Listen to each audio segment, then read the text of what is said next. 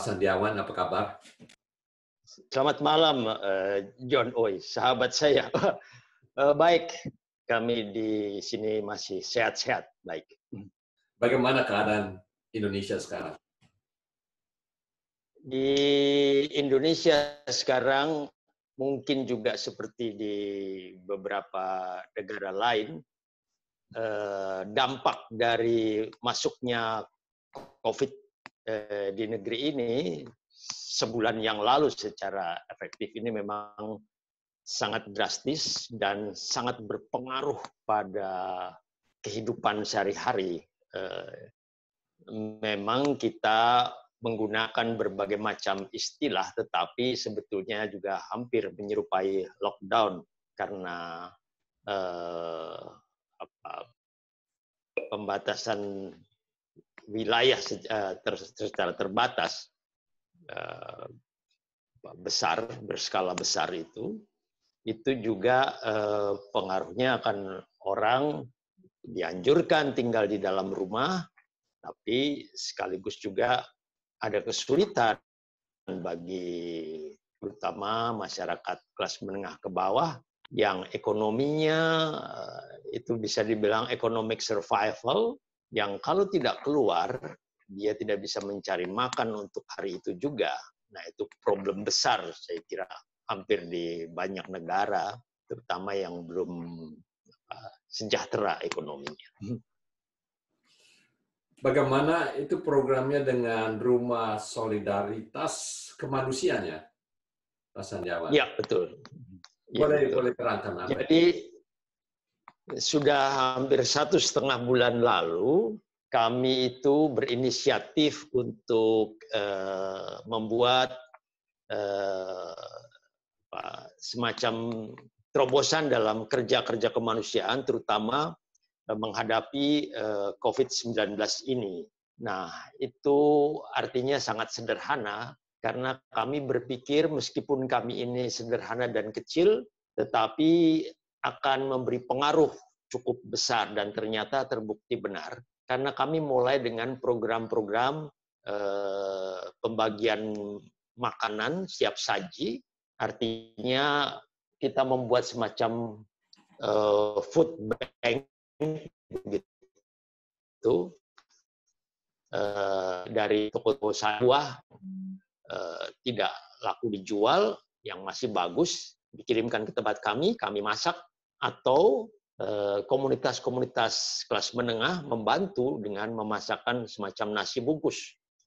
Kemudian relawan-relawan kami yang mendistribusikannya ke komunitas-komunitas miskin urban, entah itu yang di kampung-kampung, tapi kebanyakan lingkungan sektor informal. Itu artinya ada pemulung, tukang ojek pangkalan, dan juga ada tukang koran, dan ya pekerja-pekerja sektor informal yang masih banyak sekali, dan mereka ini terdampak secara langsung dalam kehidupan ekonominya sebelum pemerintah, baik Pemprov DKI maupun pemerintah pusat itu menjangkau mereka dengan bantuan-bantuan yang sudah dijanjikan. Nah, sekarang hari-hari ini sudah mulai turun dari pemerintah, terutama Pemprov DKI, tetapi kita kan tahu pendataan di negeri ini itu sangat lemah.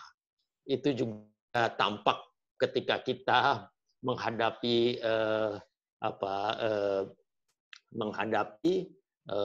COVID-19 ini pada awalnya. Memang harus diakui bahwa pemerintah Indonesia itu agak meremehkan dengan menegasi data-data. Bahkan sejak awal Presiden Jokowi sendiri mengatakan memang tidak membuka seluruh data dengan kekhawatiran akan terjadi kepanikan di dalam masyarakat.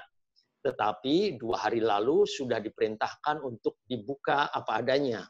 Dan ini berpengaruh besar karena misalnya saja pada hari ini data itu cukup mencengangkan dibandingkan dengan 3-4 hari lalu.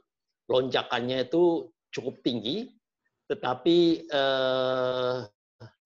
rupa-rupanya masyarakat itu sudah mencoba mengantisipasi kalau data itu juga para ahli, kalau data itu dibuka benar-benar, itu akan besar, itu sudah tidak terlalu terkejut justru itu.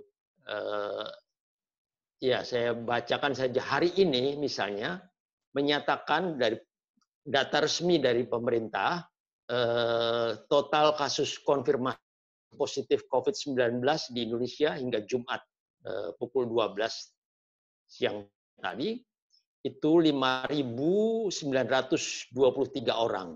Jumlah tersebut bertambah 407 pasien kasus positif dibandingkan dengan sehari sebelumnya. Nah, juru bicara pemerintah juga mengatakan jumlah kasus kematian bertambah 24 orang. Maka total yang meninggal dunia di negeri ini, data resmi ya pemerintah, itu 520 orang. Adapun jumlah pasien yang sembuh itu mencapai 607 orang. Ini meningkat 59 orang dibandingkan dengan sehari sebelumnya kemarin. Saya kira ini satu cara pendataan yang relatif baik. Meskipun data ini masih banyak yang tidak konsisten. Kadang-kadang data pemerintah daerah-daerah itu lebih tinggi daripada yang diungkapkan oleh pemerintah pusat. Jadi belum sinkron beberapa data. Tapi ini sudah lebih baik daripada ditutupi data itu. Nah, keadaan ini juga membuat kami antusias untuk membantu masyarakat yang belum terjangkau dengan makanan. Kemudian kami memproduksi dan mendistribusikan masker kain yang non medis dari kampung-kampung, kita sebarkan untuk mulai memproduksi itu. Dan juga kita memproduksi dan mendistribusikan hand sanitizer itu di botol-botol kecil.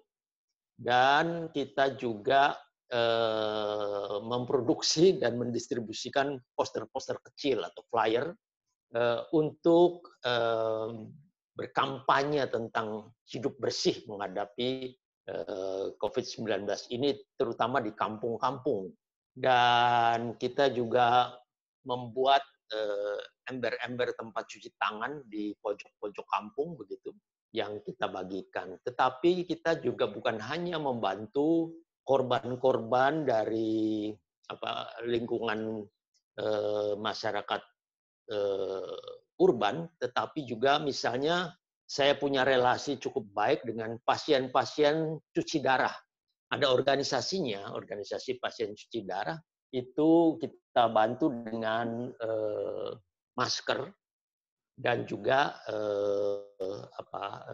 hand sanitizer, karena mereka kan juga harus tetap cuci darah datang ke rumah sakit, dan rumah sakit itu area merah yang sangat berbahaya. Jadi mereka mengalami kesulitan, tapi juga ada kasus di mana pasien cuci darah kemarin meninggal bukan karena kena COVID-19, tetapi karena tidak dilayani untuk karena rumah sakit penuh, betul-betul kewalahan di beberapa rumah sakit di Jakarta ini setidak-tidaknya. Kita juga membantu memberikan bantuan kepada organisasi tunarungu dan tunawicara yang tidak bisa berbicara dan mendengar. Tapi juga kita membantu, misalnya kemarin kita mengirimkan bantuan untuk tunanetra di Bogor. Nah, ini bahkan kita sampai ke Jember dan ke Nias, Pulau Nias dalam bantuan. Memang kita tidak besar sekali dibandingkan dengan organisasi-organisasi besar, misalnya DPR atau apa. Tetapi saya lihat warga, bantu warga di antara masyarakat sipil ini sudah cukup berjalan. Jadi cukup bagus begitu. Tidak menunggu dari pemerintah. Kita memahami bahwa pemerintah mengalami kesulitan sekali di dalam menghadapi ini. Maka cara mendukungnya ya kita berusaha mandiri, saling membantu, sehingga resource. Misalnya saja kami bekerja sama dengan petani-petani. Baru tadi kami melakukan telekonferensi dengan juga lewat Zoom dengan komunitas-komunitas petani di Jawa Barat terutama, ada Serikat Petani Pasundan, itu mereka pernah memberikan bantuan sayur-sayuran dari Banten ke warga Kampung Sumur di Klender, di mana saya sekarang mendirikan semacam sanggar di Kampung Sumur itu. Tempatnya masih lebih parah daripada Bukit Duri keadaannya, dan tetapi warganya itu bekerja bagus sekali sekarang, berusaha mandiri. Nah, kita mencari format kerjasama untuk ketahanan pangan dan ketahanan ekonomi warga ini. Caranya dengan, misalnya saya juga mengajak supaya di Jakarta ini, di lingkungan perkotaan, kita mulai mengembangkan urban farming. Jadi bertani di lahan-lahan sempit di perkotaan. Itu lewat sistem hidroponik ataupun aquaponik. Dan saya sendiri sudah mempraktekkan itu. Lalu kita juga mencoba untuk membuka pasar sendiri. Kami membuat yang namanya Parasentro, pasar rakyat sentra organik. Gitu. Itu supaya tidak hanya dimonopoli oleh toko-toko besar, tetapi makanan sehat seperti sayur-sayur organik itu pun bisa dikonsumsi oleh rakyat kecil, tapi sekaligus juga bisa untuk ketahanan ekonomi bagi mereka sendiri. Karena alternatif sekarang susah sekali. Kemarin saya membaca data bahwa ada 12 juta warga di Indonesia yang kena PHK gara-gara gempuran COVID-19 ini. Itu bukan hanya di sektor formal, tapi juga sektor informal. Dan pengaruhnya besar sekali, karena bahkan saya sudah mendengar hampir setiap hari, orang-orang dekat saya itu, perjuangannya itu bagaimana akan makan besok. Karena di PHK dari tempat kerjaan, misalnya saja yang di mal-mal itu karena mal tidak laku, beberapa tutup, sehingga mereka kebingungan dan belum ada alternatif. Susah cari pekerjaan mendadak begitu. Sementara format dari pemerintah pusat untuk mendapatkan bantuan yang sekian triliun itu akan didistribusikan, syaratnya itu harus mendapatkan kartu prakerja. Itu mengandaikan adanya pelatihan. Dan agak tidak logik dalam prakteknya, karena mereka sebagian besar di PHK, apakah dengan pelatihan itu bisa mengembalikan lagi mereka pada pekerjaan semula? Kan tidak. Jadi, kalau prinsip saya yang biasa bekerja di NGO, di lembaga pemberdayaan masyarakat itu, kalau dalam situasi darurat, semakin ke bawah, kita ya harus karitatif. Orang lapar dikasih makan, orang haus dikasih minum. Kalau yang namanya pemberdayaan yang agak berjenjang begitu, berkelanjutan, itu nanti kalau situasi bukan situasi krisis darurat seperti ini. Jadi agak aneh karena program kartu prakerja itu sebetulnya diumumkan tahun lalu, bukan khusus untuk COVID-19 ini. Tapi ternyata sekarang ini digunakan itu, sehingga bagi rakyat kecil yang susah sekali, kadang mereka tidak terdata atau tidak punya akses untuk mendapatkan itu, apalagi dengan syarat-syarat tertentu harus ikut pelatihan dan sebagainya. Nah, ini problemnya di sini. Saya kira di semua negara yang sedang digempur oleh ini akan kesulitan soal-soal. Bukan hanya masalah kesehatan saja yang dihampiri dengan misalnya kebutuhan-kebutuhan alat perlindungan diri untuk tenaga-tenaga kesehatan. Kami juga membantu banyak permintaan dari rumah sakit umum daerah, seperti baru-baru ini di Tangerang, itu perawat-perawatnya yang mengurusi pasien-pasien terpapar COVID-19 itu belum punya alat yang memadai, masih pakai jas hujan dan sebagainya. Sehingga minta tolong ya, saya tentu saja hanya bisa membantu mencarikan dari orang lain. Jumlahnya kecil, kalau mereka mintanya banyak, saya usahakan ke pemerintah yang katanya sudah memprogramkan itu, tapi di bawah itu sampai sekarang masih banyak yang belum terpenuhi di daerah-daerah.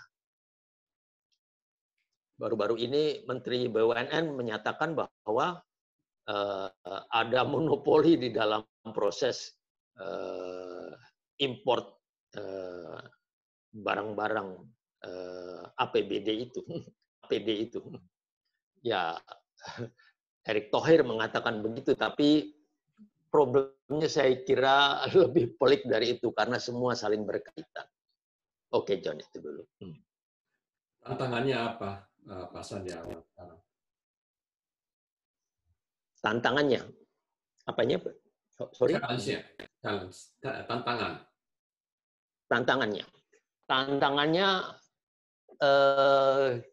kita memang sekarang ini dikejar oleh waktu, dan ketika usaha-usaha yang dilakukan oleh rakyat kecil untuk survive, misalnya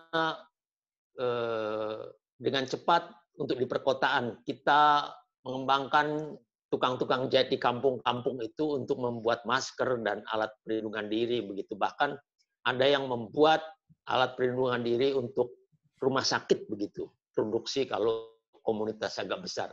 Tapi ternyata perusahaan-perusahaan besar di sini juga banyak yang banting setir, seperti perusahaan batik, perusahaan-perusahaan konveksi itu banting setir membuat masker semua.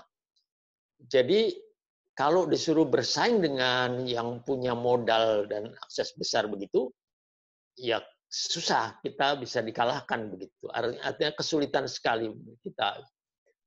Karena saya juga tahu bahkan Rolex dan Rolls-Royce pun membuat masker sekarang. Jadi masuk akal begitu di dalam cara survive ini. Kalau saya kira yang punya wewenang untuk mengatur itu pemerintah negara mesti mengatur ini di dalam cara survive komunitas-komunitas masyarakat. Kalau soal funding bagaimana, Pak Sandiawan? Nah, terus terang sekarang kalau funding dari luar negeri sudah tidak mungkin lagi, sudah lama. Saya sendiri sebagai NGO sudah lama tidak ada fundingnya. Kami usaha sendiri, mandiri. Tapi sudah relatif cukup lama kami mempersiapkan diri untuk mandiri begitu tanpa ada bantuan dari luar. Sudah banyak juga lembaga-lembaga donor yang angkat kaki dari Indonesia karena dianggap sudah lebih baik ekonominya, sudah bisa dibiayai oleh perusahaan-perusahaan di sini begitu. Tapi kenyataannya susah sekali karena memang sistem di negeri ini sangat sulit untuk mensupport organisasi rakyat kecil itu relatif justru semakin dipersulit dengan koperasi-koperasi, tapi untuk mereka yang punya modal besar, misalnya unicorn seperti Grab ataupun apa begitu, itu yang justru disupport secara besar-besaran oleh pemerintah karena dianggap lebih banyak memasukkan. Tetapi seperti Grab pun, tukang ojek online itu sebetulnya bukan benar-benar bekerja punya hubungan industrial yang benar, karena begitu mereka mengalami krisis, mereka menyadari bahwa sebetulnya mereka bekerja untuk diri sendiri. Kalau mereka tidak keluar, motor itu tidak jalan, ya mereka tidak makan. Nah, sebetulnya di dalam kerja kan harusnya dilindungi kalau dalam situasi major seperti ini. Tapi saya tahu di negara-negara lain pun mengalami krisis seperti ini. Susah sekali saya tahu. Oke. Ada pesan apa yang Pak Sandiawan mau beri? Jadi sebaiknya memang masyarakat harus optimis kita belajar dari negara-negara lain yang relatif cukup berhasil, seperti Korea, Vietnam, ada beberapa negara, dan bahkan Jerman begitu, yang bisa meminimalisir dampak itu, sekaligus juga mengelola bagaimana ekonomi juga supaya survive. Tentu saja prinsip bahwa nyawa manusia itu di atas laba, di atas bukan mencari keuntungan sebesar-besarnya, tetapi menyelamatkan nyawa karena ini masa darurat. Lalu juga prinsip-prinsip di mana ada kebenaran data itu sangat penting. Jadi harus percaya pada data. Ilmu pengetahuan itu mengajarkan kita untuk kebenaran berdasarkan data yang seobjektif mungkin. Yang kedua, ketegasan. Harus ada ketegasan. Beberapa kebetulan pemimpin-pemimpin di dunia yang tegas justru perempuan. Karena ada ketegasan dan ketelitian di situ. Dan tentu saja harus percaya pada ilmu pengetahuan dan teknologi.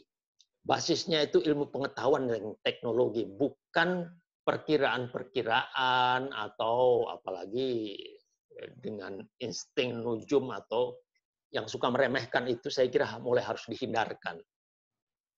Ya, saya mendengar di Amerika Presiden Donald Trump pada awal pun bersikap seperti ini, tapi kita harus belajar berani mengubah cara itu, dan saya kira pemerintah Indonesia juga sedang mencoba untuk mengubah ini dengan lebih serius, lebih terbuka, lebih transparan begitu.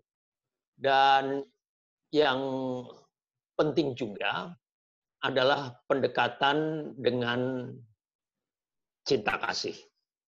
Betul-betul ada compassion, yaitu nyawa di atas segalanya. Ini situasi sangat darurat.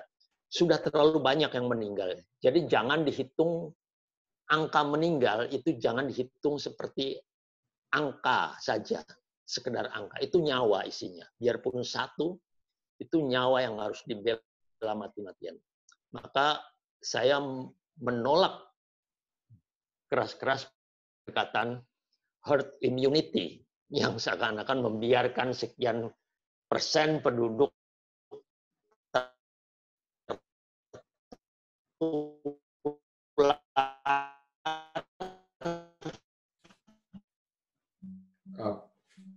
supaya pendengar oleh pemerintah Belanda dan Inggris. Ya, Pak Sandiawan, terima kasih untuk memberi informasi terkini. Saya harap semuanya bisa berjalan dengan baik. Ya. Terima kasih. Sampai kita berjumpa lagi. Ya, terima kasih John, dan kita semua juga berdoa, terutama saudara-saudara kita Indonesia di Amerika. Semoga semuanya dalam perlindungan Tuhan dan selamat dalam situasi ini. Terima kasih.